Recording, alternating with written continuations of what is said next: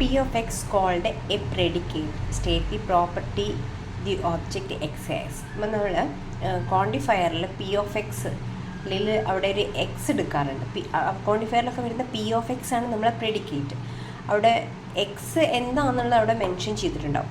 അങ്ങനെ എക്സിന് നമ്മൾ എടുക്കുന്ന വാല്യൂസ് ഇനി നമുക്ക് എന്ത് പറയാം, പ്രെഡിക്കേറ്റ് എന്ന് പറയാൻ പറ്റും. അല്ലെങ്കിൽ എക്സ് എന്താണ്, എക്സ് കൊണ്ട് എന്താണ് ഉദ്ദേശിക്കുന്നത് എന്നുള്ള ആ ഒരു കാര്യം, ആ എക്സ് കൊണ്ട് ആ ഒരു ഫങ്ഷൻ, എക്സ് എന്ന ഒബ്ജക്റ്റ് എന്താണെന്ന് പറയുന്ന ആ ഒരു കാര്യത്തിനെയാണ് നമ്മൾ പ്രെഡിക്കേറ്റ് എന്ന് പറയുന്നത്. Okay, the set of all values x can have is called a universal of discourse.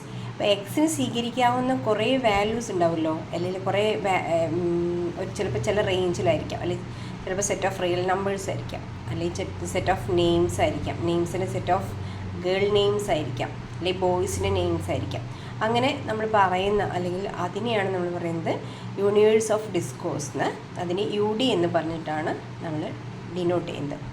അപ്പോൾ നമ്മൾ മുന്നേ പറഞ്ഞ എക്സാമ്പിൾ ഉണ്ട്, ക്വാണ്ടിഫയറിൻ്റെ എക്സാമ്പിൾ ഉണ്ടായിരുന്നു. അവിടെ നമ്മളെ ഓൾ ആപ്പിൾസ് ആർ ഗ്രീൻ എന്ന് പറഞ്ഞിട്ടുണ്ട്. അതിൽ അവിടെ യു ഡി എന്ന് പറയുന്നത് സെറ്റ് ഓഫ് ഓൾ ആപ്പിൾസ് ആണ്. ഓക്കെ, ആപ്പിളാണ് അവിടെ എക്സ്, അതിൽ ഓൾ ആപ്പിൾസ് ആണ് നമ്മുടെ യു ഡി എന്ന് പറയുന്നത്. ഓക്കെ, ഞാൻ consider the question. Rewrite the sentence some chalk boards are black symbolically. Some chalk boards are black എന്ന് പറയുന്നതിന് നമ്മൾ ഒന്ന് റീറൈറ്റ് ചെയ്യണം. അവിടെ യു ഡി എന്ന് പറയുന്ന set of all chalk boards ആണ്. എക്സ് എന്ന് പറയുന്നത് ചോക്ക് ബോർഡാണ്.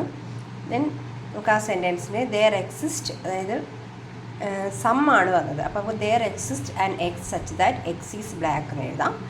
അതതിനെ സിംബോളിക്കലി റെപ്രസെൻ്റ് ചെയ്യുമ്പോൾ there exist A of x where A of x such that x is black പറയുന്ന ഈ എ ഓഫ് എക്സ് ഉണ്ടല്ലോ, ഈ എ ഓഫ് എക്സ് അല്ലെങ്കിൽ പി ഓഫ് എക്സ് എന്നീ സംഭവങ്ങളാണ് നമ്മുടെ പ്രെഡിക്കേറ്റ് എന്ന് പറയുന്നത്.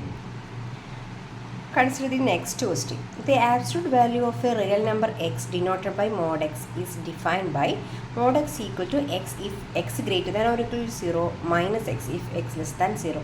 Determine the truth values of each proposition where the UD equal to set of all real numbers. First one, for all x square greater than or equal to 0.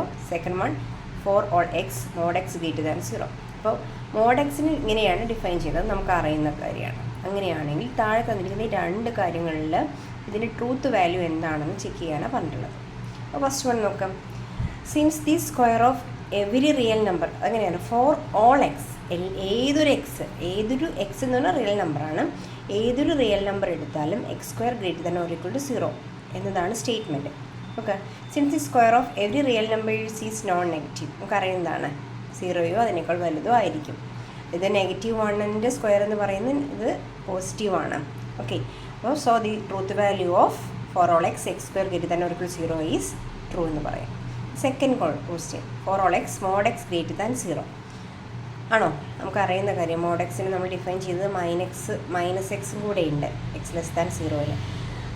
നോക്കാം. It is not true that the absolute value of every number is positive, അല്ലേ? അപ്പോൾ absolute value of every number is positive എന്നത് പറയുന്നത് true അല്ല. അതായത് mode 0 ആണ്, അതുപോലെ less than എക്സിലാണെങ്കിൽ അതെന്താണ്, നെഗറ്റീവാണ്. സോ ഇവിടുത്തെ ട്രൂത്ത് വാല്യൂ എന്ന് പറയുന്നത് എന്താണ്, പിന്നെ ഫാൾസ് ആണ്. Then a predicate may contain 2 or more variables. പ്രെഡിക്കേറ്റിൽ ചിലപ്പോൾ എക്സ് എന്ന് പറയുന്നത് ഉണ്ടാവാം, വൈ എന്ന് പറയുന്നത് ഉണ്ടാവാം, അങ്ങനെ എന്തെങ്കിലും ഉണ്ടാവും. 2 വേരിയബിൾ ആണെങ്കിൽ അതിന് പ്രൈമറി പ്രെഡിക്കേറ്റ് എന്നും, n വേരിയബിൾസ് ഉണ്ടെങ്കിൽ അതിന് n അറേ പ്രെഡിക്കേറ്റ് എന്നും പറയുന്നതാണ്. Next question, rewrite each proposition symbolically. ഇവിടെ യു ഡി തന്നിട്ടുണ്ട്, ഓരോ ക്വസ്റ്റ്യനും സിംബോളിക്കലി നമുക്ക് എഴുതാൻ. എങ്ങനെയാണ് നോക്കാം. First one, for each integer x there exist an integer y such that x plus y equal to 0. അപ്പോൾ ഇതിന് എന്ത് വേണം, ഇവിടെ എക്സും വൈയും ഉണ്ട്. അപ്പോൾ നേരത്തെ നമ്മൾ പ്രെഡിക്കേറ്റിൽ 2 വേരിയബിൾ ഉള്ളതിനെ കുറിച്ച് പറഞ്ഞിരുന്നു, അതാണ് ഇവിടെ വരുന്നത്. എക്സും വൈയും ഉണ്ടെങ്കിൽ എങ്ങനെയാണെന്ന് നോക്കാം. അപ്പോൾ for every each integer X there exist integer y. അപ്പോൾ ഇവിടെ for all x വരും, there exist y-യും വരും, ആ രീതിയിലായിരിക്കും വരിക. അപ്പോൾ നമ്മൾ ആൻസർ നോക്കും for all x there exist y x plus y equal to 0. രണ്ടാമത്തെ question there exists an integer x such that x plus y equal to y for every integer y. അതിനെങ്ങനെ ഇരിക്കുന്നത് നോക്കാം. there exists x and for every y x plus y equal to y. And third ക്വസ്റ്റ്യനും ഫോർത്ത് ക്വസ്റ്റ്യനും answer ഇവിടെയുണ്ട്. Okay, നിങ്ങൾക്കത് clear ആയിട്ടുണ്ടാവും എന്ന് വിചാരിക്കുന്നു. The order of the variables x and y for all x, for all y and there exists x, there exists y can be changed without affecting the truth values of the propositions. The order is important in for all x, there exists y and there exists y for all x.